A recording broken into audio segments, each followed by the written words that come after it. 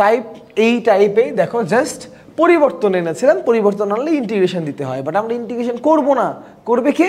Calculator, এবং অবশ্যই উন্নত ক্যালকুলেটর ব্যবহার করবা প্লিজ। দেন তারপরে আমরা এই অঙ্কটা দেখেছিলাম, যে এই অঙ্কটা মোটামুটি ভেরি ইজি।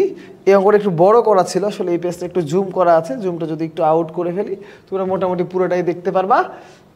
বুয়েটের অঙ্কটা আমার ব্যাচের, ঠিক আছে? এটা টাইপ নাম্বার 2 ছিল, যেটাকে আমরা প্রথমে ইন্টিগ্রেশন মেথডে করেছি বা ডিফারেন্সিয়েশন মেথডে, আর পরে কাজ শক্তি উপপাদ্য দিয়ে লাস্টে করিয়েছিলাম।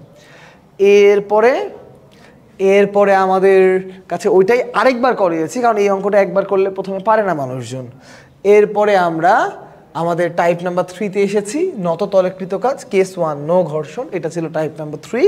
এরপরে টাইপ নাম্বার 4টা আমি হয়তো উচ্চারণ করিনি, কিন্তু এই যে যখনই আমি এই কেন্দ্রমুখী কেন্দ্র বিমুখী বলের টাইপটা আনবো, এই জিনিসটা দেখো আলাদা করে এটা বলিনি, জাস্ট এখন বলবো আমি, তাই এইটা হচ্ছে আমাদের টাইপ নাম্বার 3-4 মিক্সড। আর এইখানে একটা জিনিস, এটা তোমাদের 9-10-এর জিনিস, আমি তেমন করে বলার প্রয়োজন আগের দিন মনে করিনি, আজকে মনে করিয়ে দিচ্ছি। যেহেতু W = F(s) cos θ, তার মানে থেটার মান যদি 0 থেকে 90-র মধ্যে হয়, 0 থেকে 90-র মধ্যে হয়, তাইলে আলটিমেটলি এটা ধনাত্মক কাজ, 90 থেকে 180-র মধ্যে হলে ঋণাত্মক কাজ, আর 90 হলে কাজ শূন্য, কারণ cos 90-র মান 0। একটা জিনিস একটু নজর রাখাই দিই তোমাদের, দেখো এখানে কোনো ইকুয়াল চিহ্ন নাই, এখানেও কোনো ইকুয়াল চিহ্ন নাই, কারণ এই ইকুয়াল হলে এখানে হয়। ওকে, ভেরি সিম্পল বিষয়। বোর্ডের ব্রাইটনেস বাড়ানো যায় না রে বাবা, এটা আগে দেখতে হয়। বোর্ডের লাইট চলে গেল ব্রাইটনেস বাড়াতে গিয়ে, ঠিক আছে, এটা আগে দেখতে হয়। তাও একটু দেখে নিই ব্রাইটনেসের কি করা যায় আর কি। এই হলো, খুশি? ব্রাইটনেস বাড়াই দিছি বোর্ডের। তো এই হচ্ছে ধনাত্মক কাজ, ঋণাত্মক কাজ। এরপরে আমরা এখান থেকে সামনে আগাইছি, এই টাইপ গেছে, এই টাইপ সিম্পল টাইপ এটা। তারপরে কুয়া চৌবাচ্চা আমরা করেছি, কুয়া চৌবাচ্চার অনেকগুলো অঙ্ক করেছি আমরা। এরপরে আমরা কর্মদক্ষতা করেছি, কর্মদক্ষতার পরে আমরা এই পার্সেন্টেজের অঙ্ক ওটা করেছি, কিভাবে করে MCQ অ্যাপ্রোচ করতে হয় এটা আমরা দেখেছি। এবার আমরা তারপরে হচ্ছে আমরা FP = FB, যেটাকে আমি বলি ছোট মরিচের ঝাল বেশি, এই সূত্র দেখেছি। দেন আমরা কাজ শক্তি উপপাদ্য দেখেছি, অ্যান্ড অ্যাট দ্য লাস্ট আমরা ভারকেন্দ্র বা ভরকেন্দ্রের সরণ এই টপিকটা দেখেছি। ওকে, এই টপিকটা আমরা at the end of the day দেখেছি, ঠিক আছে? এবং লাস্ট অঙ্কটা আমরা এটা করেছিলাম, যেটা ইটের স্তূপ তৈরির অঙ্ক। এইখান থেকে আমাদের ক্লাস শুরু হবে, এবং আজকের আমাদের প্রথম টাইপ হচ্ছে টাইপ নাম্বার 11, হাতুড়ি। ওকে, তোমরা প্রস্তুত? আমরা এখন পড়ব হচ্ছে টাইপ নাম্বার 11, হাতুড়ি। টাইপ নাম্বার 11 কি বললাম? হাতুড়ি।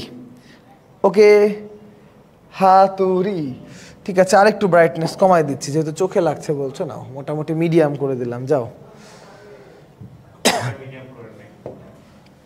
ওকে, নাও এখন আমরা যদি হাতুড়িতে আসি, হোয়াট ইজ হাতুড়ি? হাতুড়ি মানে কি? দেখো এখানে আমি হাতুড়িটা নিয়ে আসি নাই, মনে করো এই রিমোটটাই আমাদের মনের হাতুড়ি। সো এইটা হচ্ছে আমাদের হাতুড়ি, আর এইটা মনে করো পেরেক বা কাটা, যেটা তোমরা দেয়ালে মারো না, মোটামুটি এরকম এরকম। তাহলে এই হচ্ছে হাতুড়ি, এই হচ্ছে প্রেক। তাহলে আমাদের প্রথম টাইপটা হচ্ছে হাতুড়ি এবং পেরেকের টাইপ। লাইক তুমি এই যে এইখানে মনে করো হাতুড়ি দিয়ে বাড়িয়ে দিচ্ছ, বা এইখানে মনে করো হাতুড়ি দিয়ে বাড়িয়ে দিচ্ছ, এরকম, ঠিক আছে? তো এই হাতুড়ি প্রেকের টাইপ, এটা হচ্ছে আমাদের কেস মানে টাইপ নাম্বার 11। এটার আবার আমরা 4টা সাব টাইপ করব। এটার আমরা 4টা সাব টাইপ করব। তাহলে আমরা প্রথমে চলে আসি কেস নাম্বার 1। এটার আমাদের টোটাল 4টা কেস থাকবে, কেস নাম্বার 1। তো কেস নাম্বার 1-এ আমরা প্রথমে যেটা মনে করতে পারি, কি মনে করতে পারি দেখো, এইটা মনে করো আমাদের মাটি, এইটা মনে করো আমাদের মাটি, মাটির উপরে মনে করো আমাদের প্রেক, এই যে প্রেকটা এরকম করে রাখা ছিল, মাটির উপরে মনে করো একটা প্রেক এরকম করে রাখা ছিল।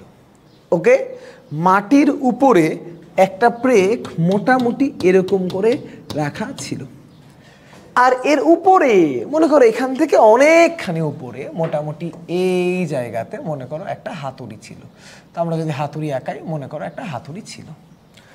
তো আমরা আপাত দৃষ্টিতে প্রথমে এই প্রেকের ভরটাকে নগণ্য ধরে নিচ্ছি, প্রেকের ভরটাকে আমরা নগণ্য ধরে নিচ্ছি, আর হাতুড়ির ভরটাকে আমরা এম বিবেচনা করছি। মনে করো হাতুড়ির ভরটা এম, আর হাতুড়ির থেকে প্রেকের মাথা পর্যন্ত, এই হাতুড়ি থেকে পেরেকের মাথা পর্যন্ত উচ্চতাটাকে আমরা মনে করছি এইচ।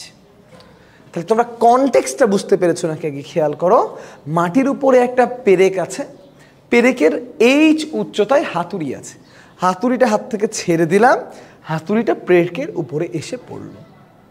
হাতুড়িটা হাত থেকে ছেড়ে দিলাম, হাতুড়িটা পেরেকের উপরে এসে পড়লো। কথা ওকে? নাও এই ঘটনার পরে কি হবে আমি একটু প্র্যাকটিক্যালি তোমাদেরকে করে দেখাই কি হবে। মনে করো এই হচ্ছে হাতুড়ি, এই হচ্ছে প্রেক, এই হচ্ছে হাতুড়ি। দেখো এই দেখো একটু ভিতরে ঢুকে গেল না? সো প্রেকটা একটু ভিতরে ঢুকে গেল, ঢুকে যাবে। থামলো কেন? মাটি একটা বাধা বল প্রয়োগ করবে, মাটি তোমাকে বাধা দিবে। তাই তুমি নর্মালি দেখো, আমি যদি আমার গালের মধ্যে এরকম করে গুঁতা দিই, তাহলে থামছে কেন? গাল একটা বাধা বল দিচ্ছে। তাই মাটিও একই কাজ করবে, আর কিছুই না, মাটিও ঠিক একই কাজ করবে। কি কাজ করবে মাটি? একটু খেয়াল করো, একটু যদি লক্ষ্য করো বিষয়টা। হাতুড়ি পড়ে যা, ঠাস পড়ে গেলে যেটা হবে, পেরেকটা মাটির মধ্যে সামান্য পরিমাণ প্রবেশ করবে। যদি আমরা চিন্তা করি প্রেকটা মাটির মধ্যে কতখানি প্রবেশ করবে, আমরা খুব শিওরলি বলতে পারবো প্রেকটা মাটির মধ্যে এক্স পরিমাণ প্রবেশ করবে, এবং এর সাথে অবশ্যই মাথার মধ্যে হাতুড়ি লেগে থাকবে। তাহলে এখানে আমি তোমাদের কাছে এখন দুইটা প্রশ্ন করব, তার আগে একটু বলে দিই, মাটি তাহলে অবশ্যই বাধা বল এই দিকে প্রয়োগ করেছে। এটা হচ্ছে নর্মালি আমাদের পিকচার। এবার আমি তোমাদের কাছে দুইটা প্রশ্ন করব। 1 নম্বর প্রশ্ন, হাতুড়ি নিচে পড়লো কেন? হাতুড়ি নিচে পড়লো কেন? আমি ছেড়ে দিলাম, হাতুড়ি কেন নিচে পড়লো? একটু দ্রুত কমেন্ট করো। হাতুড়ি তুই নিচে পড়লি কেন? আমি যে ছেড়ে দিলাম, হাতুড়ি কেন নিচে পড়লো? হাতুড়ি নিচে পড়লো কেন? হাতুড়ি নিচে পড়লো কেন? একটু কমেন্ট করে জানাও তো, হাতুড়ি নিচে পড়লো কেন? কোথায় গেল? হাতুড়ি কেন নিচে পড়লো? কেন নিচে পড়লো? অভিকর্ষ বলের কারণে। ফ্যান্টাস্টিক। আর প্রেক ঢুকতে ঢুকতে থেমে গেল কেন? প্রেক ঢুকতে ঢুকতে থেমে গেল কেন? পুরা প্রেক ঢুকলো না কেন? প্রেক বাধা, মানে প্রেক থামলো কেন? প্রেক থামলো কেন? প্রেক থামলো হচ্ছে মাটির গড় বাধা বলের কারণে। আর বাচ্চাকালে একটা লাউ, কদু, শশা, আলু নামের একটা জিনিস আছে যার নাম হচ্ছে কনজারভেশন অফ এনার্জি বা শক্তি সংরক্ষণশীলতা। শক্তি তৈরিও করা যায় না, ধ্বংসও করা যায় না, কেবলমাত্র এক রূপ থেকে অন্য রূপে রূপান্তর করা যায় মাত্র। সো বেসিক থেকে আমরা কথাটাকে এরকম করে বলতে পারি যে মহাকর্ষ দ্বারা কাজ, মহাকর্ষ দ্বারা কাজ ইকুয়াল টু, মহাকর্ষ দ্বারা কাজ ইকুয়াল টু মাটি দ্বারা কাজ। মহাকর্ষ দ্বারা কাজ ইকুয়াল টু মাটি দ্বারা কাজ।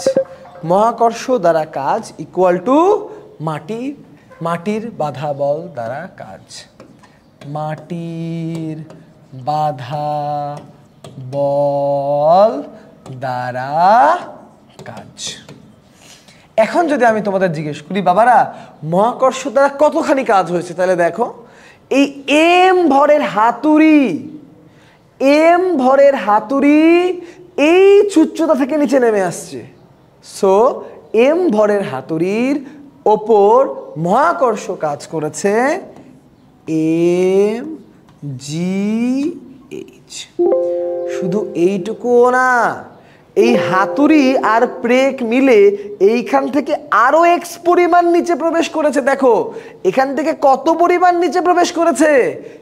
এক্স পরিমাণ নিচে প্রবেশ করেছে। কথা কি বুঝতে পেরেছো? সো দ্যাট আরো কাজ, যেহেতু পেরেকের ভর আমরা নগণ্য ধরছি, কারণ একটা হাতুড়ির ভর 2 কেজি হলে প্রেকের ভর 10-20 গ্রাম, নগণ্য ধরতেই পারি সাধারণত। সো এই ক্যাপিটাল এম জি এক্স, আমি আবারও বুঝাই, দেখো এইখান থেকে এর হাইট ঠুস, এটা এইচ, এই দুইটা মিলে ঢুকলো কতখানি এক্স, তাহলে এই এক্স পরিমাণও মহাকর্ষের কাজ হলো, এইচ পরিমাণ পড়লো, ওটাও মহাকর্ষের কাজ হলো। নাও এই পুরা কাজটাকে নিউট্রাল করলো কে? মাটির গড় বাধা বল। কতক্ষণ পর্যন্ত মাটির গড় বাধা বল কাজ করছে? যতক্ষণ পর্যন্ত প্রেকটা মাটির মধ্যে ঢোকার চেষ্টা করছে, তার আগ পর্যন্ত গড় বাধা বল কাজ করেনি। Clear? That means F x. So এই হচ্ছে আমাদের মেন ইকুয়েশন। এটা তোমরা 100% ক্লিয়ার কিনা একটু কমেন্ট করে জানাবা। এই লাইনটা বুঝতে পেরেছো কিনা? বামের অংশটা হচ্ছে মহাকর্ষ দ্বারা কাজ, ডানের অংশটা হচ্ছে মাটির গড় বাধা বল দ্বারা কাজ। এই অংশটা বুঝতে পেরেছো নাকি একটু কমেন্ট করবা। এই অংশটা বুঝতে পেরেছো কিনা কমেন্ট করবা। ইকুয়েশন এটা তোমরা 100% ক্লিয়ার কিনা একটু অংশটা বুঝতে পেরেছো নাকি? এই লাইনটা বুঝতে পেরেছো কিনা? ওকে, বামের অংশটা হচ্ছে মহাকর্ষ দ্বারা কাজ, ডানের অংশটা হচ্ছে মাটির গড় বাধা বল। উইন্ডোজের উপর ডান ডান ক্লিয়ার পেরেছো কিনা কমেন্ট করবা। ইকুয়েশন এটা তোমরা 100% ক্লিয়ার। এই অংশটা এইখান থেকে আমাদের পরীক্ষার কোশ্চেন সাধারণত আসে। ওকে, বামের অংশটা হচ্ছে মহাকর্ষ দ্বারা কাজ, মাটির গড় বাধা বল, ডানের অংশটা হচ্ছে মাটির গড় বাধা বল। উইন্ডোজের উপর ডান ডান ক্লিয়ার পেরেছো কিনা কমেন্ট করবা। ইকুয়েশন এটা তোমরা 100% ক্লিয়ার। এই অংশটা এইখান থেকে আমাদের পরীক্ষার কোশ্চেন সাধারণত আসে। ওকে, হাতুড়ির ভর কত উপর থেকে পড়লো, কতখানি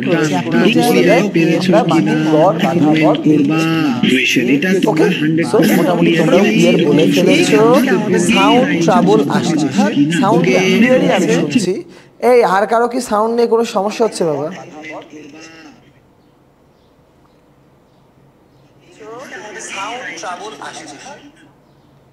সাউন্ডের সমস্যা নাকি?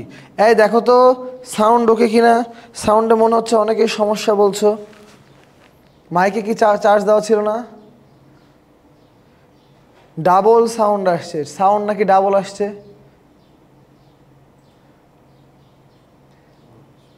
সাউন্ড কি ডাবল আসছে? সাউন্ডে কোনো সমস্যা? Sound problem. দাঁড়াও আমি একটু সাউন্ড প্রবলেমটা চেক করছি। সাউন্ড নিয়ে আবার কি প্রবলেম হলো? সাউন্ড প্রবলেম হচ্ছে, সাউন্ড প্রবলেম। ঠিক আছে দেখছি, দাঁড়াও কি হয়েছে? সাউন্ডে কি সমস্যা বলছে যে ওরা সাউন্ডের সমস্যা। আচ্ছা দাঁড়াও, বোঝে না এটা, পাগলা হয়ে গেলাম, কি ভয়ানক সাউন্ড রে বাবা। কি হয়েছে? সাউন্ড ঠিক আছে? ঠিকঠাক কি হয়েছিল? দেখো তো সাউন্ড ঠিক হয়েছে কিনা।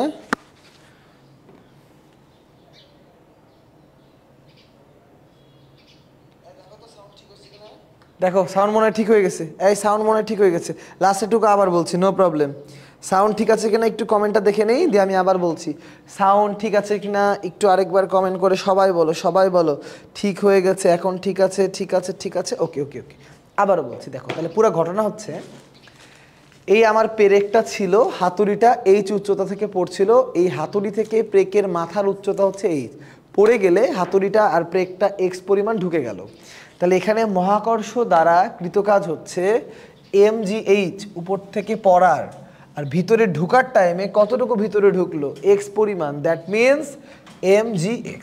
এই দুইটা হচ্ছে মহাকর্ষ দ্বারা কাজ। এই পুরা কাজটাকে রুখে দিয়ে হাতুড়িটাকে থামালো কে? হাতুড়িটাকে মানে প্রেকটাকে বা হাতুড়িটাকে থামালো কে? মাটির দ্বারা কাজ কত? মাটির গড় বাধা বল যদি আমি মনে করি এফ, তাহলে এই এফ বলটা কাজ করেছে এক্স দূরত্ব দেখে, তাহলে ইকুয়াল টু এফ এক্স। এইখান থেকে আমরা এফ বের করলে মাটির গড় বাধা বল বের করতে পারবো। ওকে, এখান থেকে আমরা যদি এফ বের করি মাটির গড় বাধা বল বের করতে পারবো। বাকিটা এখন অঙ্ক করতে দিলে এমনি ক্লিয়ার হয়ে যাবে। দেখো আমরা যদি অঙ্ক করতে দিই, বাংলায় লিখি, কারণ পরীক্ষায় তো বাংলায় লিখেই কোশ্চেন আসবে, বোর্ড কোশ্চেনও আসছে। এটা 2 কেজি ভরের হাতুড়ি, 2 কেজি ভরের হাতুড়ি। এই একটা কোশ্চেনকে আমি অনেকবার মানে ম্যানিপুলেশন করব আসলে। 2 কেজি ভরের হাতুড়ি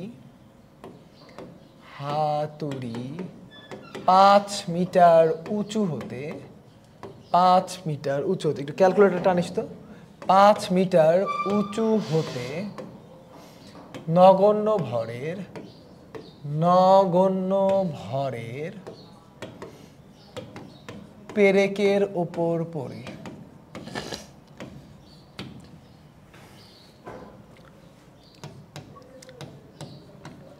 পেরেকের ওপর পড়ে 2 কেজি ভরের হাতুড়ি 5 মিটার উঁচু হতে নগণ্য ভরের পেরেকের ওপর পড়ে মাটির মধ্যে 2 সেন্টিমিটার প্রবেশ করল। মাটির গড় বাধা বল কত? মাটির গড় বাধা বল কত? গড় বাধা বল কত? আমি যখন বোর্ডে লিখবো আমার সাথে সাথেই তোমরা লিখে ফেলবা, that is the best strategy. Okay, এই অঙ্কটা করার জন্য তোমাদেরকে আমি 30 সেকেন্ড সময় দিলাম। ওকে, আমি 30 সেকেন্ড সময় দিলাম, এর মধ্যেই তোমরা অঙ্কটা করে নিবা। এর মধ্যেই একটু অঙ্কটা করে ফেলো।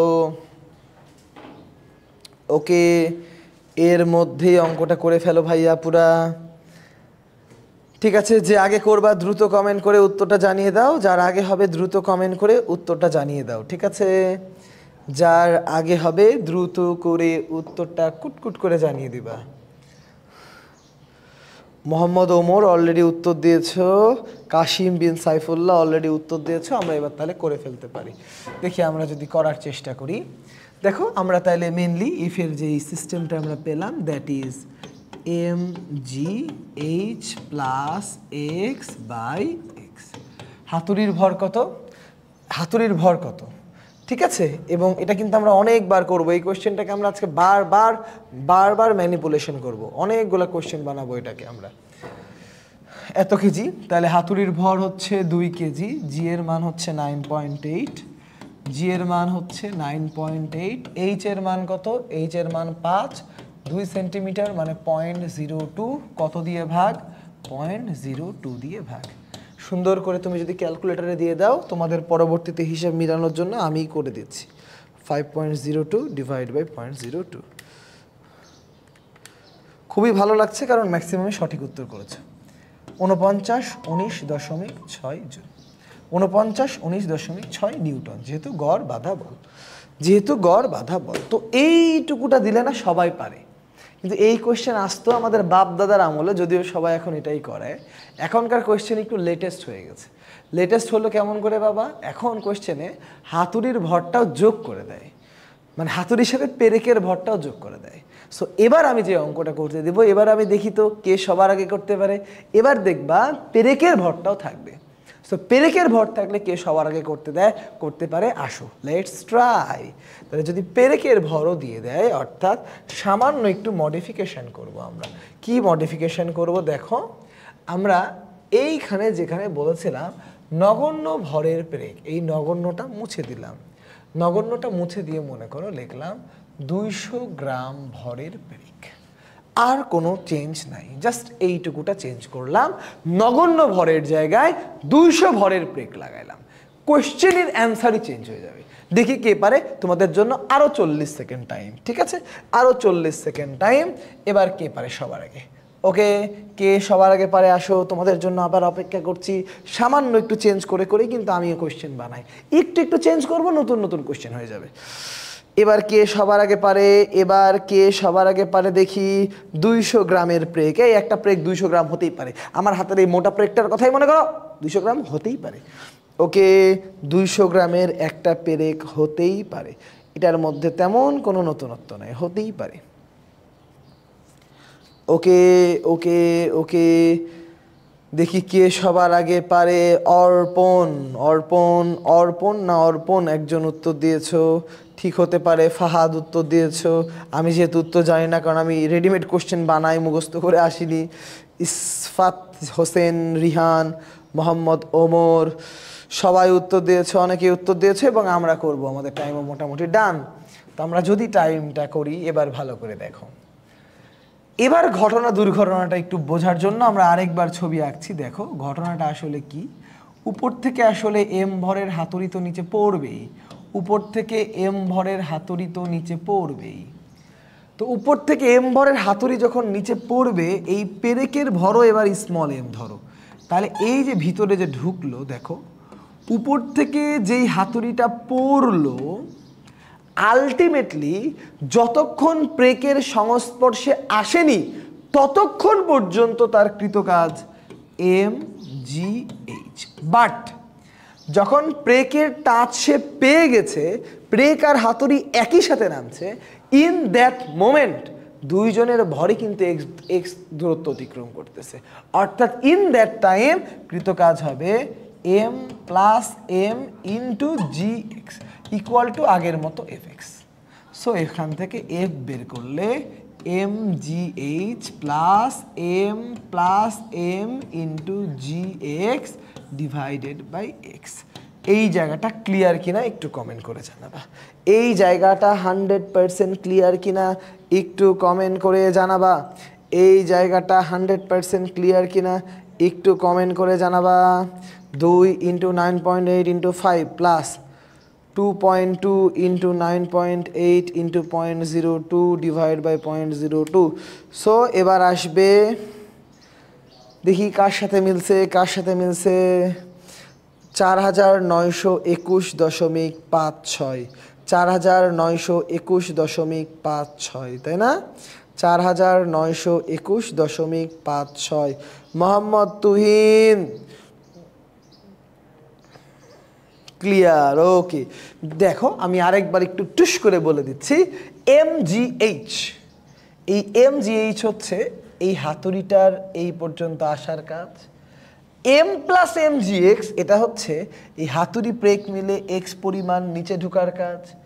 এফ এক্স এটা হচ্ছে বাধা বল দ্বারা কৃত কাজ।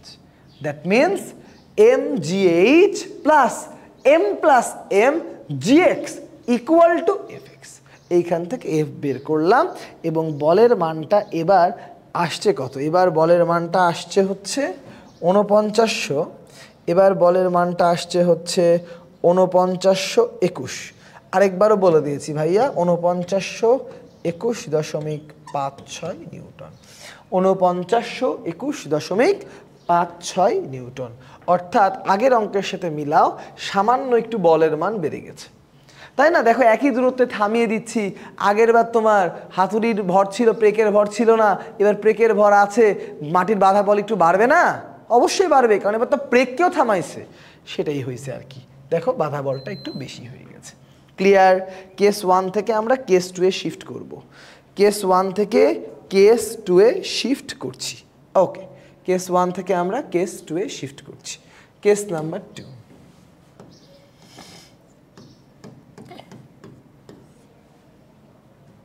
নর্মালি হাতুড়ি যদি কেউ পুঁতে থাকো মাটিতে, তোমাদের মধ্যে কতজন আছে বাবা বলো তো উপর থেকে হাতুড়ি ফেলে?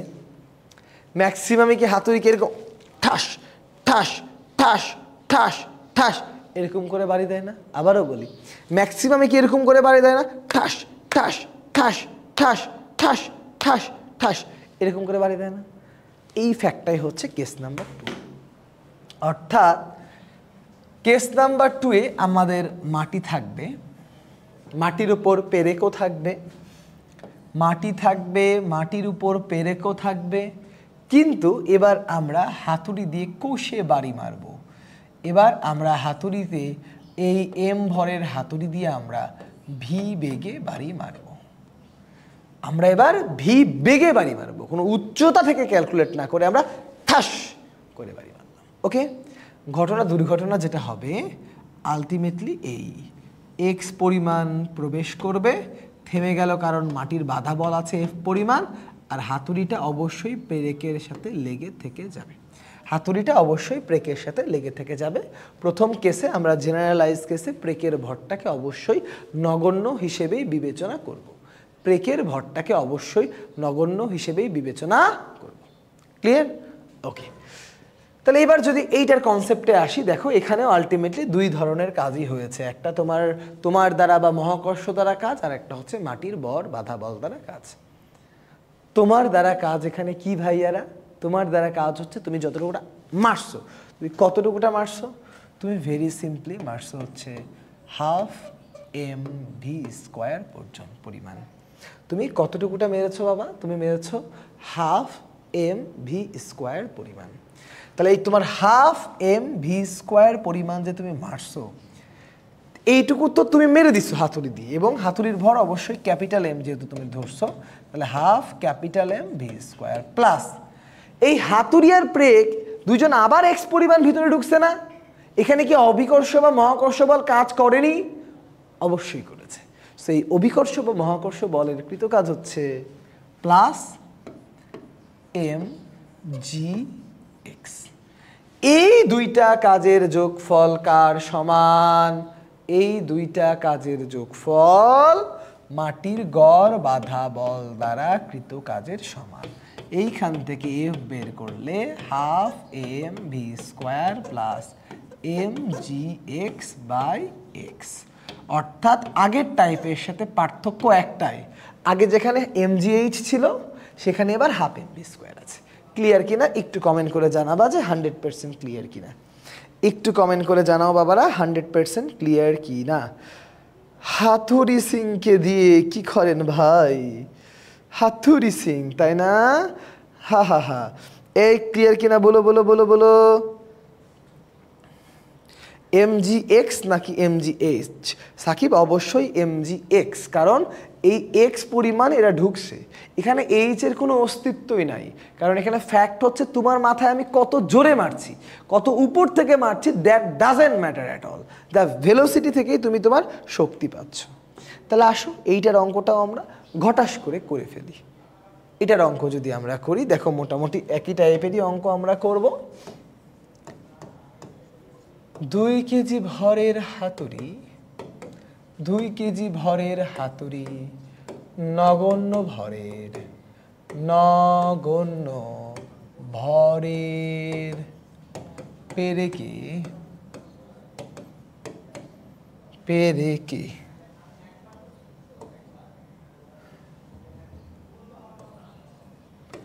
10 মিটার পার সেকেন্ড বেগে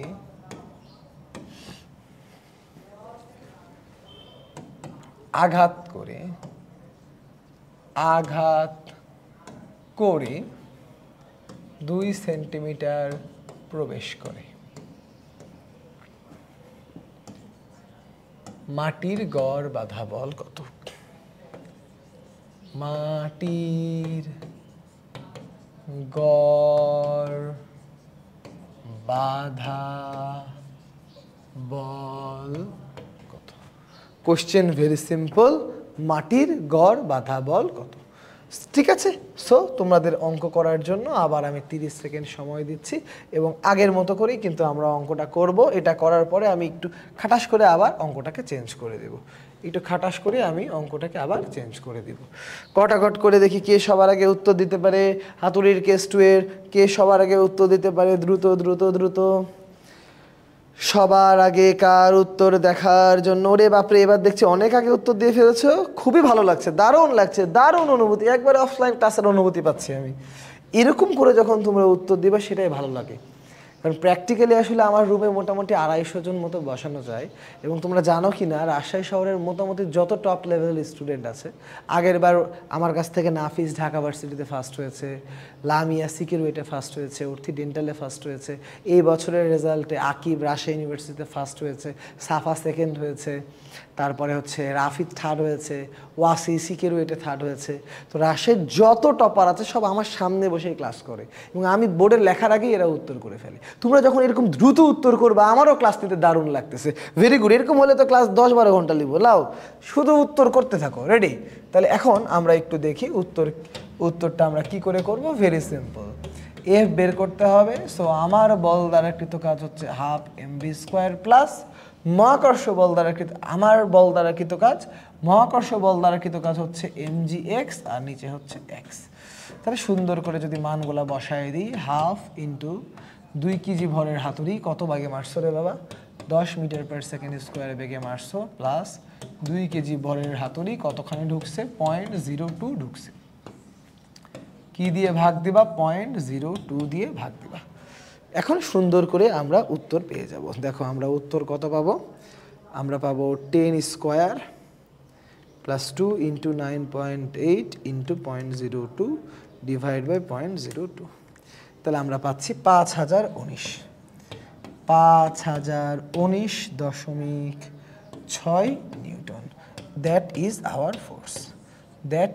আওয়ার ফোর্স ওকে সো আমার আগেই তোমরা করে ফেলেছো এবং তোমরা জানো যে আমি এর পরের কোয়েশ্চেনটা কি দিব সেম কোয়েশ্চেন তাড়াতাড়ি করে ফেলো পরের কোয়েশ্চেনটা জাস্ট এইখানে ঘাট করে নগণ্য ভরটা মুছবো এবং এই নগণ্য ভরটা মুছে এইখানে আবার আগের মতো দিব 200 গ্রাম ভরের ব্রেক 200 গ্রাম ভরের ব্রেক তাড়াতাড়ি করে ফেলো এটা তো 30 সেকেন্ডের মধ্যে করে ফেলবা 200 গ্রাম ভরের ব্রেক দেখি কে তাড়াতাড়ি করতে পারে 200 গ্রাম ভরের ব্রেক 200 গ্রাম ভরের ব্রেক ওকে 200 গ্রাম ভরের ব্রেক ঘট ঘট ঘট ঘট করে ফেলো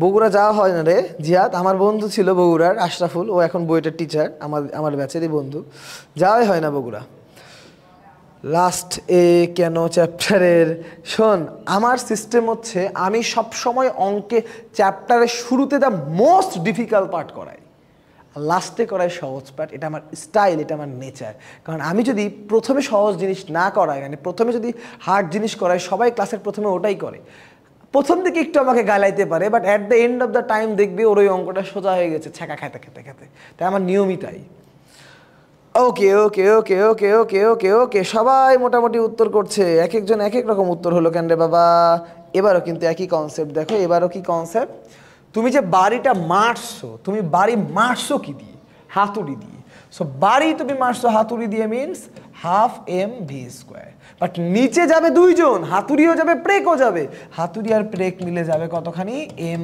প্লাস m ইন্টু gx এই দুইটাকে কে ব্যালেন্স করবে এই দুইটাকে ব্যালেন্স করবে মাটির গড় বাধা বল দ্বারা কিন্তু কাজ f এখান থেকে f বের করতে হবে সো f যদি বের করি এবার মানি বসাই দেব into 2 into 10 square plus 2.2 into 9.8 into 0.02 divided by 0.02 okay পুরোটাই যদি বসাই দেই জাস্ট ক্যালকুলেটরটা আমরা হাতে নিলাম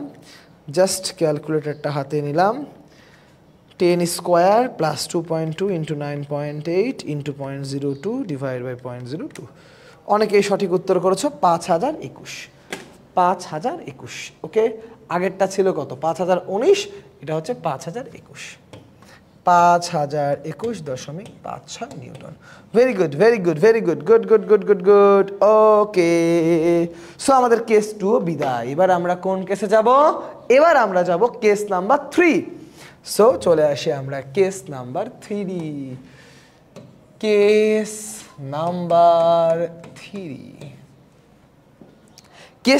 3 তে যদি আমরা আসি এবার হচ্ছে প্র্যাকটিক্যাল কথা এটাই আমরা সব থেকে বেশি করি আমরা মাটিতে পেরেক পুঁতি না দেয়ালে পেরেক পুঁতি সেটা মিস্ত্রিরা হোক আর যেই হোক আমরা সাধারণত পেরেক দেয়ালেই পুঁতি অর্থাৎ আমরা সাধারণত এইভাবেই পেরেক পুঁতি তো আমরা এবার এই কেসই করব অর্থাৎ আমরা দেয়ালে পেরেক পুঁতবো okay so case 3 very easy just এটা একটা দেয়াল মনে করো দেয়ালের মধ্যে মনে করো এটা আমাদের একটা পেরেক দেয়ালের মধ্যে মনে করো এইটা আমাদের পেরেক এই পেরেকের উপর আমরা হাতুড়ি দিয়ে দিলাম কষে বাড়ি হাতুড়ি দিয়ে কত ভরের হাতুড়ি m ভরের হাতুড়ি দিয়ে দিলাম ভি বেগে বাড়ি অ্যাজ এ রেজাল্ট কি হবে অ্যাজ এ রেজাল্ট পেরেকটা মাটির মধ্যে ঢুকবে এবং এইখানে লেগে থাকবে কত পরিমাণ ঢুকলো x পরিমাণ মাটির গড় বাধা বল দিব এই পরিমাণ বাট এই কনসেপ্টটা আরো সহজ কারণ একটু বোঝো এইখানে কিন্তু আমরা শক্তি দিচ্ছি এইদিকে মাটির গড় বাধা বল এইদিকে বাট অভিকর্ষ বল এইদিকে অর্থাৎ মাটির মধ্যে ঢুকা আর মাটিতে ঢুকানো এই দুইটার সাথে অভিকর্ষ বলের কোনো সম্পর্ক নাই 90 ডিগ্রির বল কাজ কিন্তু যোগ হয় না সো এবার অভিকর্ষের কোনো ইফেক্টই থাকবে না কারণ এবার তুমি দিলা আর অভিকর্ষ বল এদিকে না এদিকে অভিকর্ষ বলের অংশ শূন্য সো তোমার বল হচ্ছে হাফ mv স্কয়ার তোমার কাজ এই কাজটাকে প্রশমিত করবে কে? অভিকর্ষ বল অর্থাৎ Fx। সো এইখান থেকে আমরা F বের করে ফেলবো, হাফ এম ভি স্কোয়ার বা capital M V square by x.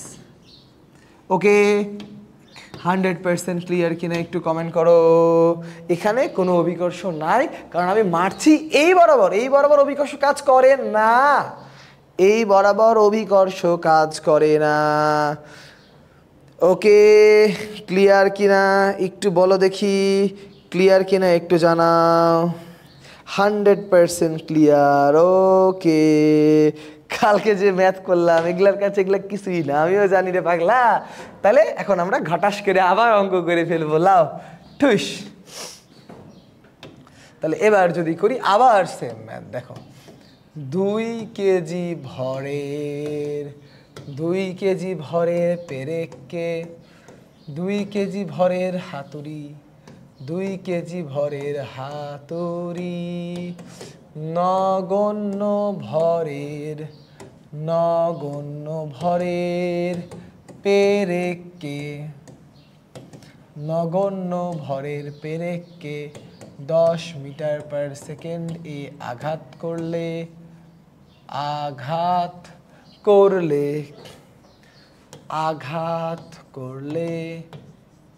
এটি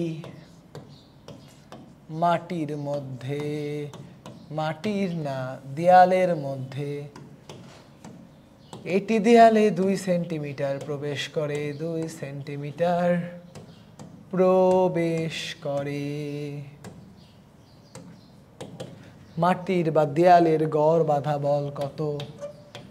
দেয়ালের গড় বাধা বল কত? দেয়ালের গড় বাধা বল কত? ওকে, তাড়াতাড়ি কমেন্ট করে ফেলো। এতক্ষণে উত্তর মনে হয়ে গেছে নাকি? তাই তো দেখছি। Very good very good very good. তাহলে গড় বাধা বল F equal to half into M into V square by 0.02। তাহলে 100কে 5 দিয়ে গুণ করলে 5000 নিউটন। এবং তোমরা বুঝে গেছো এই অঙ্ককে যদি সামান্য একটু মডিফাই করি আমরা, বলো দেখি এবার কি হবে? সামান্য একটু মডিফাই করে নগণ্য কথাটা মুছে লাগাইলাম 200 গ্রাম। দেখি কে এবার সবার আগে উত্তর দিতে পারে। সামান্য কথাটা কেটে দিয়ে লাগাইলাম 200 গ্রাম। এবার বলো দেখি কে সবার আগে উত্তর করতে পারে। এবার কত হবে একটু কমেন্ট করো। এবার কত হবে? কতখানি চেঞ্জ হবে উত্তর?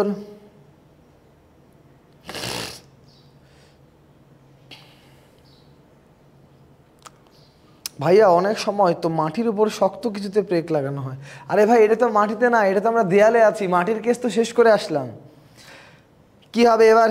সেম। যাক, ধরতে পারছো। কারণ এইবারও উত্তর তো এইটুকুটা, এখানে তো অভিকর্ষের কোনো ইফেক্টই নাই। তুমি যখন দেয়ালে মারছো অভিকর্ষের তো কোনো ইফেক্টই নাই, ফলাফলই নাই। তাই ভর দিলেও এখানে উত্তরের কোনো পরিবর্তন হবে না। উত্তরের কোনো পরিবর্তন হবে না। নাও কেস নাম্বার 4। Case number 4। এবার মনে করো শাটারিং মিস্ত্রির মতো আমাদের শখ লেগেছে, আমরা এবার ছাদে পেরেক মারছি। ছাদে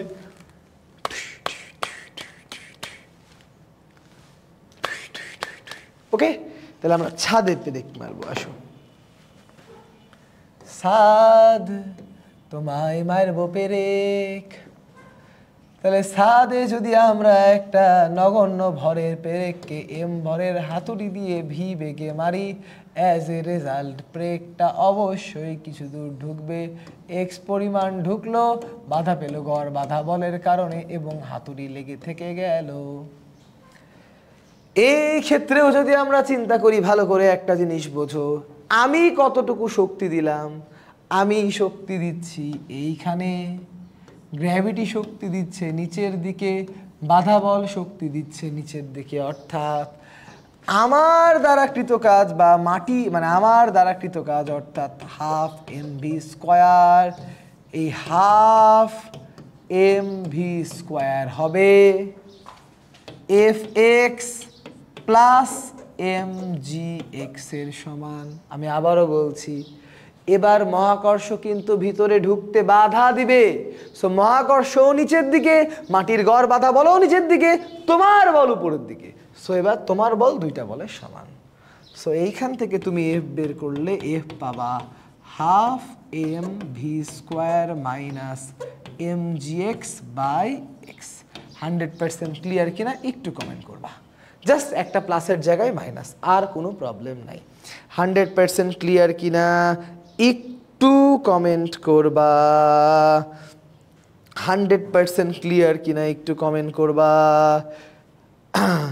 ওকে, আমার মনে হয় বুঝে নিয়েছো তোমরা। ওকে, এই লাস্ট টাইপের অঙ্ক আমরা করাবো না, এমনি এটা পারা যায়। সো টাইপ নাম্বার 11, তেনা তেনা ফারাই ফারাই। ওকে, আর এই অঙ্ক আমরা অলরেডি করে ফেলেছি, এটা আমরা এখন আর করার দরকার মনে করছি না, জাস্ট ডেটা চেঞ্জ করে একটা অঙ্ক দেওয়া ছিল। টাইপ নাম্বার 11 বিদায়।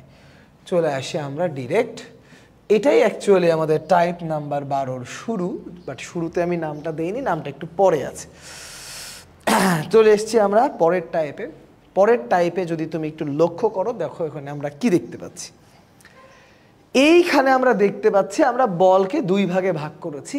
একটার নাম হলো সংরক্ষণশীল বল বা কনজারভেটিভ ফোর্স, আরেকটার নাম হলো অসংরক্ষণশীল বল বা নন কনজারভেটিভ ফোর্স।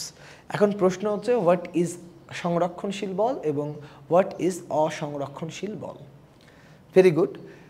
যেই বল দ্বারা কাজ পুনরুদ্ধার করা সম্ভব তার নাম সংরক্ষণশীল বল, অর্থাৎ যেই বল দ্বারা একটা পূর্ণ চক্রে কাজ শূন্য হয়, একটা পূর্ণ চক্রে, যে কোনো পূর্ণ চক্রে কাজ শূন্য হয়, দ্যাট ইজ সংরক্ষণশীল বল। আর যেই বল দ্বারা একটা পূর্ণ চক্রে কাজের মান শূন্য হয় না, দ্যাট ইজ অসংরক্ষণশীল বল।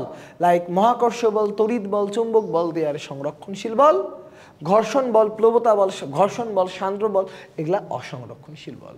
অর্থাৎ যেই বল দ্বারা কাজ পুনরুদ্ধার করা যায় সেটা সংরক্ষণশীল বল। মহাকর্ষ বল দেখো, উপরে তুলো নিচে নামো, একটা প্লাস হলে একটা মাইনাস, কেটে জিরো। বাট ঘর্ষণ বল, তুমি সামনের দিকে গেলেও স্যান্ডেল ক্ষয় হচ্ছে, উল্টা দিকে রিভার্স করে আসো তাও স্যান্ডেল ক্ষয় হচ্ছে। ওই ক্ষয় হওয়া স্যান্ডেল ফিরে পাওয়ার কোনো উপায় নাই। আর আরেকটা জিনিস, একটু ভেক্টর অধ্যায়ের কথা রিপিট করে দিই, যদি কোনো জিনিসের কার্ল এর মান শূন্য হয়, দ্যাট ইজ সংরক্ষণশীল বল। যদি কোনো জিনিসের কার্ল এর মান শূন্য হয়, দ্যাট ইজ সংরক্ষণশীল বল। তাহলে অসংরক্ষণশীল, সংরক্ষণশীল বল ক্লিয়ার? দেখাও তো অসংরক্ষণশীল এবং সংরক্ষণশীল বল ক্লিয়ার কিনা। ক্লিয়ার। সংরক্ষণশীল এবং অসংরক্ষণশীল বল ক্লিয়ার কিনা? ওকে, ক্লিয়ার, ডান। এবার এইখানে আমাদের আরেকটা সুন্দর জিনিস আছে, এই জিনিসটার নাম হলো স্টেট ফাংশন। এটা তোমাদের বইয়ের একটা লাইন না, বাট ভেরি ইম্পর্টেন্ট একটা ফ্যাক্ট। স্টেট ফাংশন কি জিনিস? এটা স্টেট ফাংশনকে যদি আমরা একটু বাংলা ভাষায় প্রকাশ করি, এটার বাংলা হচ্ছে সরাসরি ফাংশন। স্টেট ফাংশনকে যদি আমরা বাংলা ভাষায় প্রকাশ করি তাহলে এর বাংলা হচ্ছে সরাসরি ফাংশন। স্টেট ফাংশনকে বাংলা ভাষায় প্রকাশ করলে এর বাংলা কি? সরাসরি ফাংশন। কি ফাংশন? সরাসরি ফাংশন বা ডিরেক্ট ফাংশন। কথা না বলিয়ে ডিরেক্ট বোঝায়। শোনো, মনে করো এরকম, এইটা একটা বিন্দু হচ্ছে এ বিন্দু, এইটা একটা বিন্দু হচ্ছে বি বিন্দু। তো এখন এ থেকে বিতে তুমি ডিরেক্ট যেতে পারো, তুমি মনে করো এই দিক দিয়ে যেতে পারো, সি দিয়ে যেতে পারো, মনে করো তুমি ডি দিয়ে যেতে পারো, মনে করো তুমি এরকম করে হাংড়ি ফাংড়ি ফাংড়ি করে ঘুরে ঘুরে ঘুরে ঘুরে ঘুরে ঘুরে ঘুরে ঘুরে ঘুরে ঘুরে ঘুরে ঘুরে ঘুরে ঘুরে ঘুরে ঘুরে যেতে পারো। স্টেট ফাংশন মানে এটা কেবলমাত্র শুরু আর শেষের উপর নির্ভর করে। স্টেট ফাংশন এমন একটা ফাংশন যেটা কেবলমাত্র স্টার্ট এবং ইন্ডের উপর নির্ভর করে, অন্য কিছুর উপর নির্ভর করে না। যেই ফাংশন কেবলমাত্র শুরু এবং শেষের উপর নির্ভর করে, অন্য কিছুর উপর নির্ভর করে না, তাকে স্টেট ফাংশন বলা হয়। অর্থাৎ এ থেকে ডাইরেক্ট বিতে যাও, সি দিয়ে বিতে যাও, ডি দিয়ে বিতে যাও, ঘুরে ঘুরে ঘুরে বিতে যাও, যেই ফাংশনের আউটপুট সেম হবে, দ্যাট ইজ স্টেট ফাংশন। অর্থাৎ স্টেট ফাংশন হলে তার S A B equal to S A AACB equal to ASADB equal to ASAEB।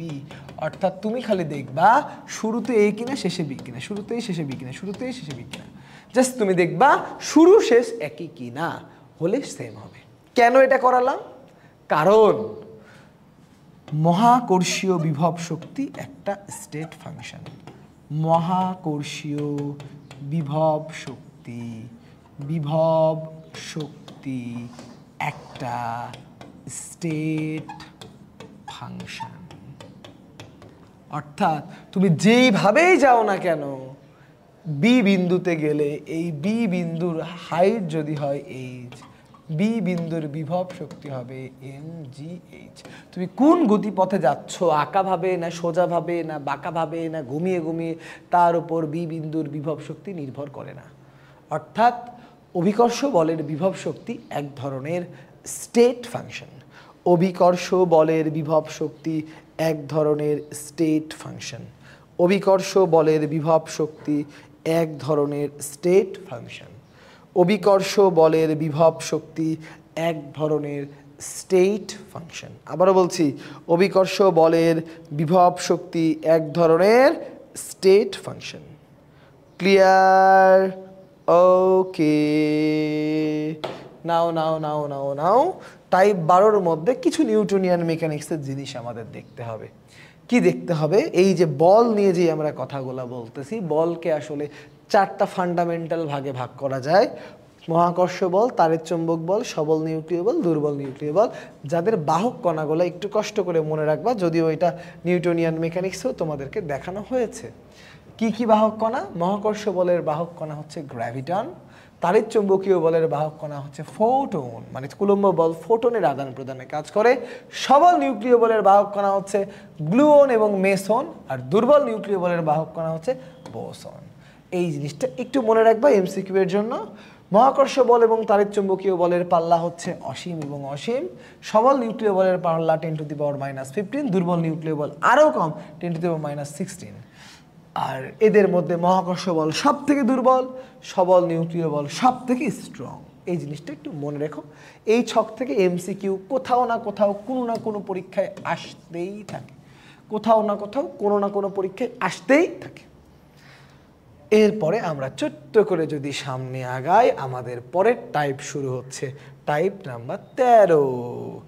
এই 13 নাম্বার টাইপটাও তোমরা প্রচুর দেখে এসেছো, এখন আমরা করব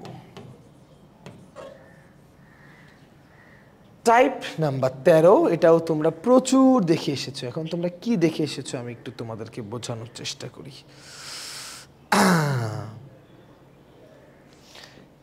13 নাম্বার টাইপে আমরা দেখব একটা বস্তুকে যদি আমি উপর থেকে পড়তে দিই তাহলে কত উচ্চতায় তার বিভব শক্তি গতিশক্তির কেমন হয়। 9-10-এ হয়তো তোমরা কোনো না কোনো ধরনের শর্টকাট ফর্মুলা, অটকাট ফটকাট কিটক্যাট কুটক্যাট দিয়ে হয়তো অঙ্কটা করেছো, বাট এইখানে আমি তোমাদেরকে দেখাবো আমরা এই কনসেপ্টটাকেও কত ইজিলি ফিলিংসের মাধ্যমে করতে পারি। আমাদের কন্টেন্ট হবে স্ট্রং এবং নিয়ম হবে ইউনিক, একান্ত আমার বানানো নিয়ম। দেখো ভালো করে খেয়াল করো, কোশ্চেনটা কেমন হয়তো তোমরা বুঝতে পেরেছো। উপর থেকে তুমি ফেলে দিলা, কত উচ্চতায়, ভূমি থেকে কত উচ্চতায় বিভব শক্তি গতিশক্তির এত গুণ, গতিশক্তি বিভব শক্তির এত গুণ, মোট শক্তি গতিশক্তির এত গুণ, মোট শক্তি বিভব শক্তির এত গুণ। এই জিনিসগুলো আমাদের আইডেন্টিফাই করা লাগবে, এই জিনিসগুলা আমাদেরকে আইডেন্টিফাই করা লাগবে। ঠিক আছে বাচ্চারা? তার সঙ্গে আমরা দেখি একটু। তো মনে করো বিষয়টা এরকম যে আমাদের কাছে যেই জিনিসটা আছে, মনে করো আমাদের কাছে যেই জিনিসটা আছে, মোটামুটি জিনিসটার উচ্চতা হচ্ছে h। এম ভরের একটা জিনিস আছে এবং এম ভরের এই জিনিসটা মোটামুটি মোর অর লেসলি h উচ্চতায় আছে। মোটামুটি কতখানি উচ্চতায় আছে? h উচ্চতায় আছে। এম ভরের যে জিনিসটা আছে সেটা মোটামুটি মোর অর লেস h উচ্চতায় আছে, থাকতেই পারে। তো এখন মনে করো এই নিচ থেকে ওই h উচ্চতায় জিনিসটা থাকতে পারে, সমস্যা নাই। এখন ওখান থেকে জিনিসটা আস্তে করে পড়ে গেল। ওখান থেকে যদি জিনিসটা আস্তে করে পড়ে যায়, যে ফ্যাক্টটা দাঁড়াবে সেটা হচ্ছে কোথাও না কোথাও তো এটা অবস্থান করবে। আমরা মনে করি যে বস্তুটা কোনো একটা মোমেন্টে হয়তো এই জায়গাটায় অবস্থান করবে। এই জায়গাটা হচ্ছে ভূমি থেকে এক্স মিটার উপরে। এখন আমরা এই এক্সটাই আমাদের বের করার মেন টার্গেট। আমাদের মেন টার্গেট হচ্ছে এই এক্স বের করা।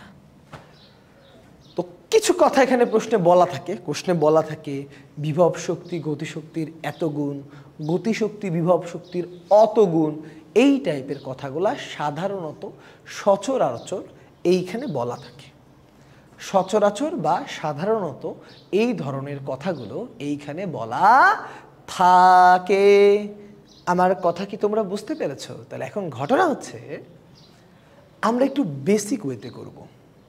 আমাকে একটু বলবা, এই এম ভরের বস্তুটা এই গতিপথে যেখানে থাকুক, এম ভরের বস্তুটির মোট শক্তি কত?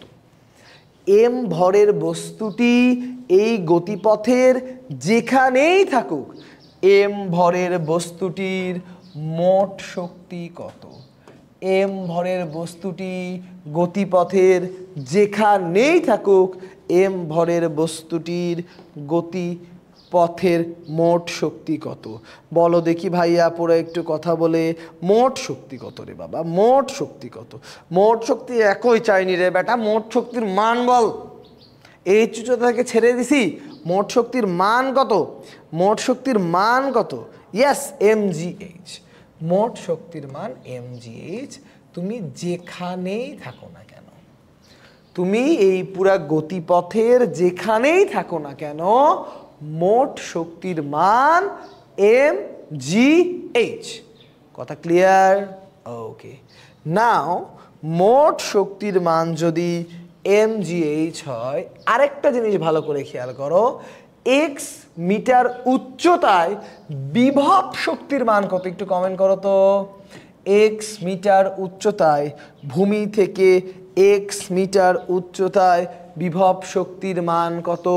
ভূমি থেকে এক্স মিটার উচ্চতায় বিভব শক্তির মান কত? বিভব শক্তি, এবার বলো বিভব শক্তি কত? এতক্ষণ ছিল গতিশক্তি, এবার বলো বিভব শক্তি কত? ভূমি থেকে এক্স মিটার উচ্চতায় বিভব শক্তি কত? বলো দেখি, mgx। ওকে, ফ্যান্টাস্টিক। সো এই দুইটা কিন্তু সার্বজনীন ঘটনা। এবার আমরা একটু সিস্টেম করি। জাস্ট আমরা ইপিকে ই দিয়ে ভাগ দিব, দেখো কি আসে। ইপিকে ই দিয়ে ভাগ দিব, ভাগ দিলে এমজি এমজি কিন্তু কেটে যায়, উপরে থাকবে এক্স, নিচে থাকবে এইচ। তো সাধারণত এই প্রশ্ন থেকে আমাদের এক্সই বের করতে দেয়। তো আমরা যদি এক্স বের করি, আমাদের এক্স হবে EP by E into H. এইটুকুটাই আমাদের বেসিক কনসেপ্ট। এবং দেখো ভালো করে, এই লাইন কিন্তু রিটেনে ব্যবহার করতেও আমাদের কোনো সমস্যা নাই। এই লাইন কিন্তু রিটেনে ব্যবহার করতেও আমাদের কোনো সমস্যা নাই। এই লাইন কিন্তু রিটেনে ব্যবহার করতেও কোনো সমস্যা নাই। আমি আরেকবার বলি, তা না হলে বুঝতে পারবা না। আর একবার বুঝতে পারলে ফিজিক্সের আসল মজা তুমি পাবা, যে এত সহজ। দেখো, যে কোনো উচ্চতায় বিভব শক্তির মান mgx, যে কোনো উচ্চতায় মোট শক্তির মান mgh। আমি যদি বিভব শক্তিকে গতিশক্তি দিয়ে ভাগ করি, that means X by H থাকছে। তো এইচ তো আমাকে প্রশ্নে দেওয়াই থাকে। প্রশ্নে বলে বিভব শক্তি গতিশক্তির এত গুণ, অত গুণ, অমুক গুণ, তমুক গুণ, ভূমি থেকে উচ্চতা কত, এই আর কি। তো আমি একটা কোশ্চেন বানাই দিয়ে আমি উত্তর করি, তারপরে দেখো তোমাদের সাথে আমরা আলোচনা করব। কত সহজ বিষয়। সাপোজ আমি কোশ্চেন বানালাম, ভূমি থেকে কত উচ্চতায় বিভব শক্তি গতিশক্তির দ্বিগুণ, বিভব শক্তি গতিশক্তির দ্বিগুণ। তাহলে জাস্ট এইটুকুটা মাথার মধ্যে লিখবা, বিভব শক্তি গতিশক্তির দ্বিগুণ। তাহলে বিভব শক্তি যদি গতিশক্তির দ্বিগুণ হয়, একটা জিনিস ভালো করে খেয়াল করো, গতিশক্তি 1 হলে বিভব শক্তি 2 এবং মোট শক্তি হবে 3। আবারও বলছি, বিভব শক্তি গতিশক্তির দ্বিগুণ। গতিশক্তি 1 হলে বিভব শক্তি হবে 2, মোট শক্তি হবে 3। সো দ্যাট আমরা এক্স যদি বের করতে চাই, উপরে হবে বিভব শক্তি, নিচে হবে মোট শক্তি ইন্টু এইচ। এইচের মান প্রশ্নে দেওয়া থাকলেই উত্তর শেষ। কারা কারা বুঝতে পেরেছো 100% ক্লিয়ার বলো, বাকিরা 2-3টা অঙ্ক করার মধ্যেই বুঝে যাবা। কারা কারা বুঝতে পেরেছো একটু 100% ক্লিয়ার লেখো, বাকিরা একটু পরেই বুঝে যাবা, নো প্রবলেম। আমি একটু নতুন স্টাইলে করালাম। 9-10-এ তোমরা কি সব শর্টকাট মটকাট হ্যান ম্যান ত্যান খ্যান কি কি কি দিয়ে জানিবা তোমরা করতা, ঠিক আছে? আর একবার করা লাগবে না, আরও দেখো কয়েকটা অঙ্ক করবো, এমনি ক্লিয়ার হয়ে যাবে। যারা বুঝতে পেরেছো তারা খালি ক্লিয়ার বলো। ওকে, অনেকজনই ক্লিয়ার, বাকিরা আরও 2-3টা অঙ্ক আমরা করবো। ক্লিয়ারের বাপ দাদা 14 গোষ্ঠী হবে। লাও পরেরটা তোমরাই কমেন্ট করো তাড়াতাড়ি, এটা তোমরাই কমেন্ট করো, এটা তোমরাই কমেন্ট করো, তারপরে আমরা আসতেছি। ওকে, এটা আগে তোমরাই কমেন্ট করো। হিনাম, আরে এগুলা তো কিছুই না, খেলা তো এখনো বাকি আছে, দাঁড়াও না। তাহলে ঘটনা হচ্ছে, এবার একটু কমেন্ট করো দেখি। গতি শক্তি বিভব শক্তির 5 গুণ, উচ্চতা 100 মিটার, ভূমি থেকে এক্স কত? তাড়াতাড়ি করো, তাড়াতাড়ি করো, এটা কোনো অঙ্কই না। তাড়াতাড়ি কমেন্ট করো, উত্তর কত হবে? তাড়াতাড়ি কমেন্ট করো, উত্তর কত হবে? দ্রুত গতিতে খুটুস খাটুস ফুটুস ফাটুস করে উত্তর বোঝাও। দ্রুত গতিতে উত্তর বোঝাবা, দ্রুত গতিতে। ভাইয়া বুঝিনি, বুঝে যাবা। তাপস একটু ওয়েট, একটু ওয়েট। নাও তাপস, খেয়াল করো, তোমার কমেন্টের অপেক্ষায় থাকলাম, দেখি কতক্ষণ না বুঝে থাকতে পারো। এবার শোনো, গতিশক্তি বিভব শক্তির 5 গুণ, দ্যাট ইজ লাইক দ্যাট। গতিশক্তি ইকুয়াল টু 5 ইন্টু বিভব শক্তি। মেন কথা তো এটাই। তাহলে এইটাকে 1 ধরলে এইটা 5, তাহলে মোট শক্তি হবে 6। অনেকেই ভুল উত্তর দিয়েছ। আর এক্স মানে উপরে বিভব শক্তি, নিচে মোট শক্তি ইন্টু এইচ। সো তোমার অ্যান্সার হবে 100/h, দ্যাট ইজ অ্যান্সার। যারা ভুল উত্তর দিয়েছ, এবার দেখো তো আমি যেটা বললাম বুঝতে পেরেছো নাকি? আর কি জানি বা কমেন্ট করেছিলা, সে বুঝতে পেরেছো কিনা, নাম ভুলে গেছি তোমার। দেখো যারা ভুল করেছো তারাও বুঝতে পেরেছো কিনা।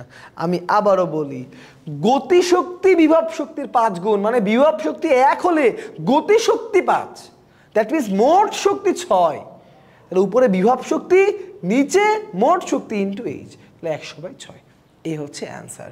তার মানে 50/3, 16.67, 16.67, 16.67। এই যে আনক্লিয়ার বলেছিল সে ক্লিয়ার কিনা বলো, যে বুঝতে পেরেছিল না সে ক্লিয়ার কিনা আমাকে বলো দেখি। না বুঝে যাও কোথায়, আমি একটু দেখব। যে বুঝতে পেরেছিল কিনা পারোনি সে ক্লিয়ার কিনা একটু জানাবা।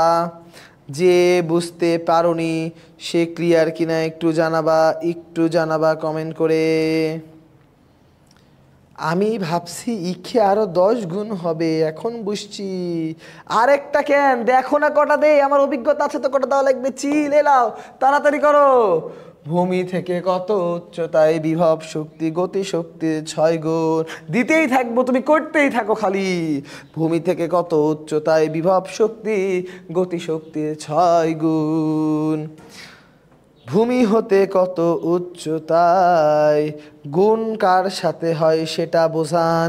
সেটা তো বাংলা পড়ে তোমাকে বুঝতে হবে, বাংলা রিডিং পড়ে বুঝতে হবে। দেখো আবার আমি করব, তুমি দেখো আগে সবাই একটু উত্তর করে লেখ, সবাই আগে উত্তর করে লাও। আরে আল্লাহ, একক মিটার ছাড়া আর কি হবে রে ভাই উচ্চতার একক? 6/7, 6/7, তাই না? দেখি দেখি দেখি দাও, দেখো কি বলতেছে। বলছে বিভব শক্তি গতি শক্তির 6 গুণ, এটাই লিখে নাও। বিভব শক্তি গতি শক্তির 6 গুণ, এটা প্রশ্নে লেখা আছে। তাহলে এটা 1 হলে এটা 6, মোট শক্তি 7, এক্স হবে 6/7 into H, means 6/7 into H তো দেওয়া নাই, এটাই অ্যান্সার। ওকে, এটাই অ্যান্সার। ক্লিয়ার? ওকে, দেখো তো ক্লিয়ার কিনা, এবার কমেন্ট করো 100% ক্লিয়ার কিনা, 100% ক্লিয়ার কিনা একটু কমেন্ট করো, 100% ক্লিয়ার কিনা একটু কমেন্ট করে বলো। আমি কি বুঝাইতে সক্ষম? ক্লিয়ার ক্লিয়ার, আর কেউ ক্লিয়ার? পরীক্ষা আসলে পারবা? পানি পানি, ওরে ফ্যান্টাস্টিক। ওকে, সো এই টাইপ থেকে আমরা বের হয়ে আসছি। নাও এরপরের টাইপ, এটা না মোটেও না, মোটেও না, আরো দুটো টাইপ আছে।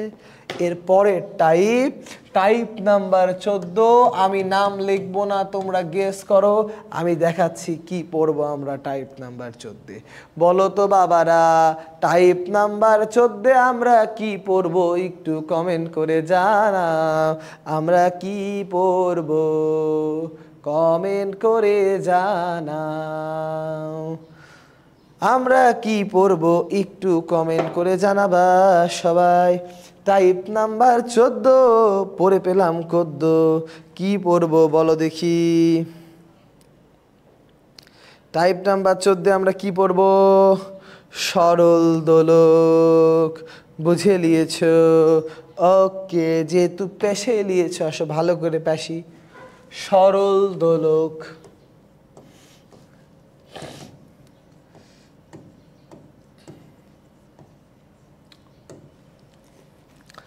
সরল দোলকের কিন্তু আমাদের সিলেবাসে দুইটা অংশ আছে। একটা হলো শক্তির সংরক্ষণশীলতা রিলেটেড অংশ, আর একটা হচ্ছে সিম্পল হারমোনিক মোশন রিলেটেড অংশ। তো আমরা কাজ ক্ষমতা শক্তি অধ্যায়ে কেবলমাত্র সংরক্ষণশীলতা রিলেটেড অংশটা দেখব, শক্তির বা এনার্জি সংরক্ষণশীলতা অংশ। আর কর্মদক্ষতার অংশটা আমরা এখন দেখব না। কর্মদক্ষতার অংশটা আমরা এখন দেখব না, মানে আমরা এসএইচএম এর অংশটা নিয়াজ ভাই তোমাদের এসএইচএম এর ক্লাসে দেখিয়ে দিবে। সো আসো আমরা যদি সরল দোলক নিয়ে কথাবার্তা বলি, তাহলে আসো আমরা সরল দোলক নিয়ে কথাবার্তা বলি। সরল দোলক মোটামুটি দেখতে এরকম হয়। সরল দোলক মোটামুটি দেখতে এই রকমই হয়। এটাকে বলা হয় দড়ি, এটাকে বলা হয় বব। আর এই শীর্ষবিন্দু থেকে এই পর্যন্তটাকে বলা হয় স্মল এল, আর এই ববের যে ব্যাসার্ধ এইটুকুটাকে বলা হয় আর। তাহলে স্মল এল আর আর মিলালে আমরা ক্যাপিটাল এল পেয়ে যাই। স্মল এল প্লাস আর, ক্যাপিটাল এলকে বলা হয় কার্যকরী দৈর্ঘ্য।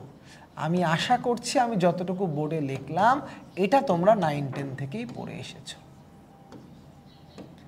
এইটা তোমরা 9-10 থেকে পড়ে এসেছো, আমি এইটুকুটা আশা করতে পারি। ওকে, এইটুকুতে তো কোনো সমস্যা নাই। কোনো সমস্যা আছে বাবারা? এইতে কোনো সমস্যা আছে? ওকে, একটু না হয় ওয়াচ করলাম, কি বলো, কি যে বলো না তোমরা। শোনো, এই হচ্ছে সরল দোলক।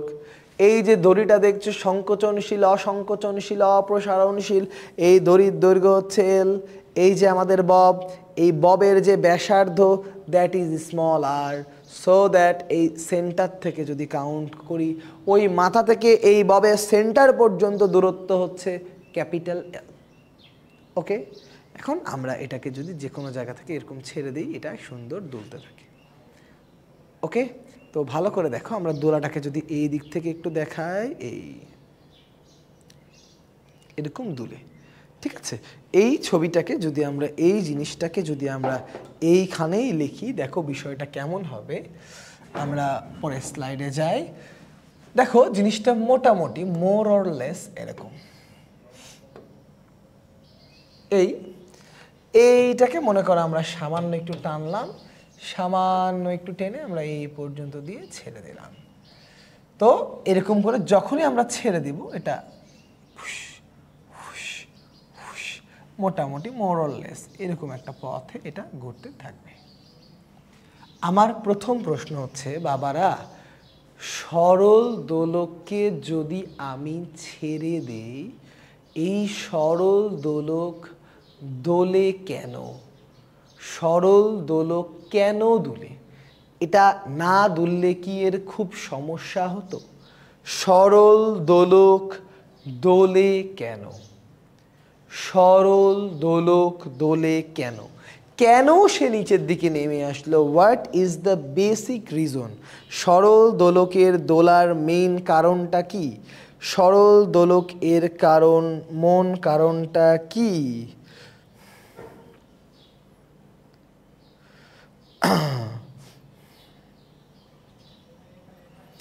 সরল দোলকের কারণটা কি? এটা দোলে কেন? এমজিএইচ এর কারণে দোলে না, গতিশক্তির কারণে দোলে না। ইব্রাহিম খলিল আর এহসান তোমরা সঠিক উত্তর দিয়েছ। সরল দোলকের দোলার একমাত্র কারণ হচ্ছে অভিকর্ষ ত্বরণ জি।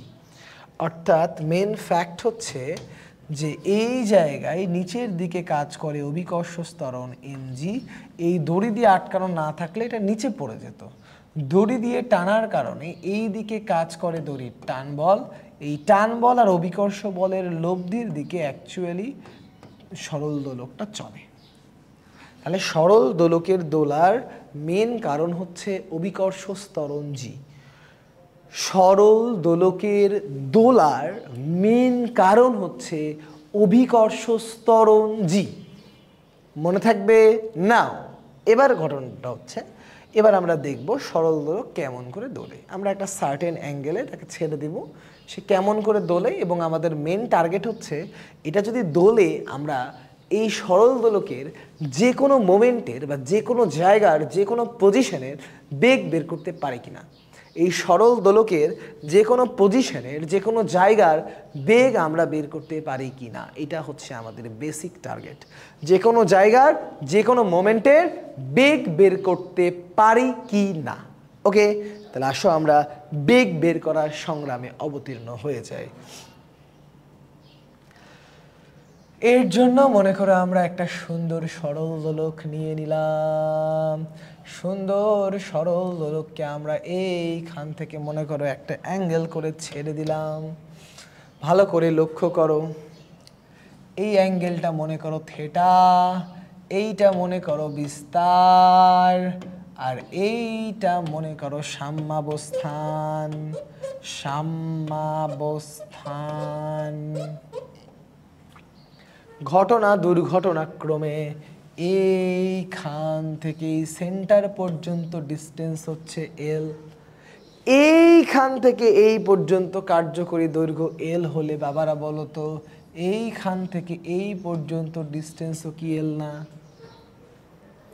এখন আমাদের বুঝতে হবে আমি যে দোলাদুলি করালাম, এই দোলাদুলির কারণে মাননীয় সরল দোলকের বব ভূমি হতে কতখানি উপরে বিদ্যমান। মাননীয় সরল দোলকের বব ভূমি হতে কতখানি উপরে বিদ্যমান। মাননীয় সরল দোলকের বব ভূমি হতে কতখানি উপরে বিদ্যমান। আই রিপিট, ভূমি হতে কতখানি উপরে বিদ্যমান। তাহলে আমরা যেই কাজটা করলাম, আমরা এইটুকুটাকে এল ধরলাম। তাহলে এইখান থেকে যদি আমরা একটা লম্ব টানি, বাবারা দেখো তো এইখান থেকে একটা লম্বর যদি টানি, তাহলে এইটুকুটা শুধু খেয়াল করবা, একটা সমকোণী ত্রিভুজ হয়ে গেলে যেই জায়গায় থিটাটা লেগে থাকে সেটা ভূমি, আর ভূমি বরাবর টোটাল অংশই হয় কস থিটা। সো ভূমি বরাবর টোটাল অংশ কস থিটার মিনিং, ভূমি বরাবর টোটাল অংশ কস থিটার মিনিং এইটুকুটা হবে এল কস থিটা। তাহলে ভালো করে বোঝো, এইটা যদি এল হয়, এটা যদি থিটা হয়, এইটুকুটা হবে এল কস থিটা। কতটুকুটা তাহলে মাটি থেকে উপরে উঠলো বাবা? এইটুকুটা, দ্যাট ইজ এইচ। সো মাটি থেকে উপরে উঠলো এইচ পরিমাণ, সেই এইচকে আমরা খুবই ইজিলি লিখতে পারি। দেখো টোটালটা ক্যাপিটাল এল, আর এইটুকুটা এল cos theta, L minus L cos theta. একটু কমেন্ট করবা তোমরা এইচ বের করাটা তোমরা ক্লিয়ার কিনা। এইচ মানে হচ্ছে capital L minus L cos theta. তোমরা এল সম্পর্কে ক্লিয়ার কিনা? Capital L minus L cos theta. দেখো তো এই পর্যন্ত ক্লিয়ার কিনা। অর্পান বুঝে যাবা, একটু পর বুঝে যাবা। ওকে, আর একটু পর বুঝে যাবা। ওকে, দেখো আমি আবারও বলি, এই টোটালটা ছিল এল, তাহলে এটাও এল, এইটুকুটা এল কস থেটা, সো এইটুকুটা হচ্ছে L minus L cos theta. এতটুকুই আসলে মাটি থেকে উপরে উঠেছে জিনিসটা। এখন আমরা এই সরল দোলককে যদি দুইটা বিন্দু দিই, একটা মনে করো এ বিন্দু আর একটা মনে করো বি বিন্দু, আমরা যদি এই সরল দোলককে এরকম কিউট করে দুইটা বিন্দু দিয়ে দিই, একটা এ বিন্দু আর একটা মনে করো বি বিন্দু, তাহলে এনার্জির কনজারভেশন এর ল অনুযায়ী বা শক্তির সংরক্ষণশীলতার সূত্র অনুযায়ী আমরা খুব সহজেই বলতে পারবো এ বিন্দু এবং বি বিন্দুর মোট শক্তি অবশ্যই অবশ্যই এবং আবার বলছি অবশ্যই সমান। অর্থাৎ আমরা বলতে পারি এ বিন্দু এবং বি বিন্দুর মোট শক্তি সমান, অর্থাৎ ই এ গ্রেট সমান ই বি, অর্থাৎ এ বিন্দু এবং বি বিন্দুর মোট শক্তি সমান। এ বিন্দু এবং বি বিন্দুর মোট শক্তি সমান। নাও এ বিন্দু আর বি বিন্দুর যদি মোট শক্তি সমান হয়, তাহলে দেখো তো এ বিন্দুটা থেকেই যদি আমরা হাইট গণনা শুরু করি, অর্থাৎ এ বিন্দুর এইচ শূন্য যদি আমরা রাখি, তাহলে আলটিমেটলি এ বিন্দুর মোট শক্তি মানে কি? এ বিন্দুর বিভব শক্তি প্লাস গতিশক্তি। বি বিন্দুর মোট শক্তি মানেও কি? বি বিন্দুর বিভব শক্তি প্লাস বি বিন্দুর গতিশক্তি। এখন এ বিন্দুতে যেহেতু এইচ এর মান শূন্য, তুমিও জানো আমিও জানি, এ বিন্দুতে বিভব শক্তির মান হচ্ছে শূন্য প্লাস। এ বিন্দুতে তো বিভব শক্তি নাই। এখন এ বিন্দুতে যদি এই ববের বেগ হয় ভি, যেটা আমরা বের করতে চাচ্ছি, এ বিন্দুর গতিশক্তি হবে 100% হাফ এম ভি স্কোয়ার। এবার বি বিন্দুতে যদি আমি বিস্তার মনে করি, বিস্তার মানে যেই মোমেন্টে আমি হাত থেকে ববটাকে ছাড়লাম, তাহলে বি বিন্দুতে বস্তুটা স্থির থাকবে, অর্থাৎ গতিশক্তি শূন্য থাকবে, পুরা শক্তিটাই থাকবে বিভব শক্তি। মিনস পুরা শক্তিটাই হচ্ছে এম জি এইচ আর গতিশক্তি শূন্য। এই লাইন থেকে আমরা সুন্দর করে এম এম কেটে দিয়ে লিখতে পারবো V square equal to 2gh। H এর জায়গায় ওই কিউট মানটাকে এনে যদি আমরা বসাই, 2gl common 1 minus cos theta. এরপরে যদি আমরা রুট করে দিই, দেখো আমরা পাবো কি? আমরা রুট করলে পাবো root over 2gl 1 minus cos theta. এই 1 মাইনাস কস থেটার সূত্র তোমাদের জানা আছে রে বাবা। 1 মাইনাস কস থেটার সূত্র 2 sine square theta by 2, plus থাকলেও তো 2 কস স্কোয়ার থিটা বাই 2। তাহলে আমরা যদি 2 সাইন স্কোয়ার থিটা বাই 2 দিই, তাহলে রুট থেকে 2 2 করে রুটের মধ্যে একটু লিখি, 2gl into 2 sine square theta by 2। তাহলে আমাদের অ্যান্সার আসবে 2 root gl sine theta by 2। এইটা হবে আমাদের মাননীয় বেগের উত্তর। এইটা হবে আমাদের মাননীয় বেগের উত্তর। তবে আমরা পরীক্ষার খাতায় তো এত প্রমাণ করব না, আর পরীক্ষার খাতায় এইভাবে ডাইরেক্ট এই লাইন থেকে লেখাটাও উচিত হবে না। পরীক্ষার খাতায় আমরা মেনলি বেসিক্যালি এই দুইটা লাইন লেখা শিখব। আর এটা জাস্ট ওয়ার্ম আপ করলাম আর কি। এটা দিয়ে আমরা যেই বেগটা পেলাম, এই বেগটা হচ্ছে সাম্যাবস্থানের বেগ। আমি আবারও বলছি, এই যেই বেগটা পেলাম সেটা সাম্যাবস্থানের বেগ। তাহলে এ বিন্দু বি বিন্দুর মোট শক্তি সমান, বিভব শক্তি গতিশক্তি, বিভব শক্তি গতিশক্তি। এখানে বিভব শক্তি শূন্য, এখানে গতিশক্তি শূন্য। এইচ এর জায়গায় মান বসালাম, রুট করলাম, ইকুয়েশন চলে আসলো। এবং পরীক্ষায় যখন আমরা অঙ্কের অ্যাপ্রোচ করব তখন আমরা মেনলি এই সূত্রটা দিয়ে অ্যাপ্রোচ না করে আমরা এইটা দিয়ে অ্যাপ্রোচ করব। ওকে, বুঝতে পেরেছো নাকি একটু দেখো তো।